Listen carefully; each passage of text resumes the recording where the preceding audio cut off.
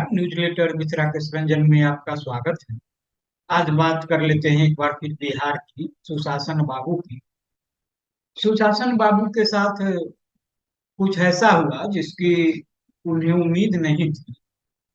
वह भी वैसे समाजवादी नेता से जिन पर उनका पूरा भरोसा था।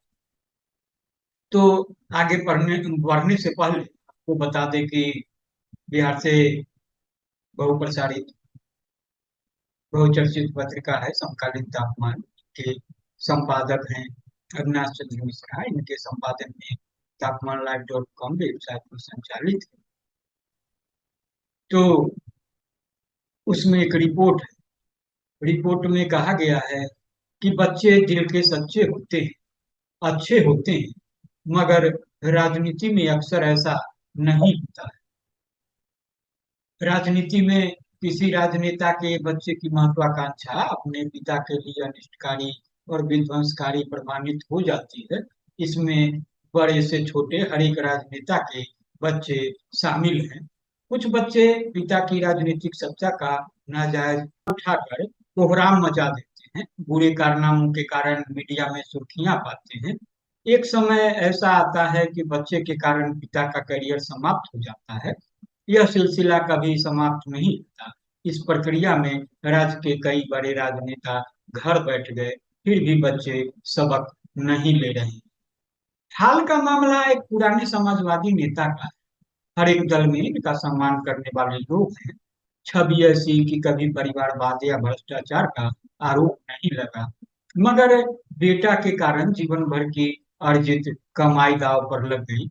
पहले बेटे की जीत की बेटे ने जिद की मनोनयन के माध्यम से राज्यसभा या विधान परिषद में भेजवा दीजिए। राजनीति में परिवारवाद के विरोधी नेताजी ने कभी इसके लिए प्रयास नहीं किया।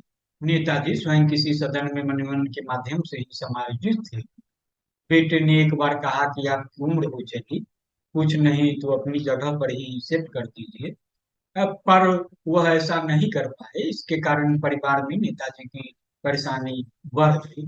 पानी के सिर से गुजरने का सीन बन गया। बेटे ने आर या पार का निर्णय लेने के लिए बाध्य कर दिया। जानकारी जब सुशासन बाबू के पास पहुंची तो वे बहुत नाराज हुए। इतने नाराज हुए कि बातचीत बंद कर दी। पहली बार हुआ ऐसा जब सुशासन बाबू अपने इस पुराने साथी से इस कदर नाराज हुए।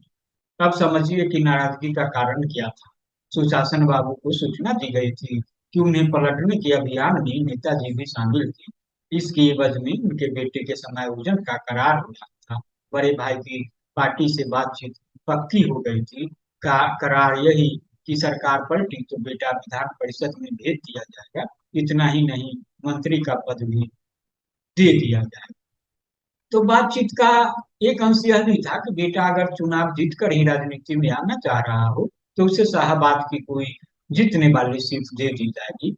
परेशानी वह यह हुई कि सुशासन बाबू को समय रहते साजिश की जानकारी मिल गई।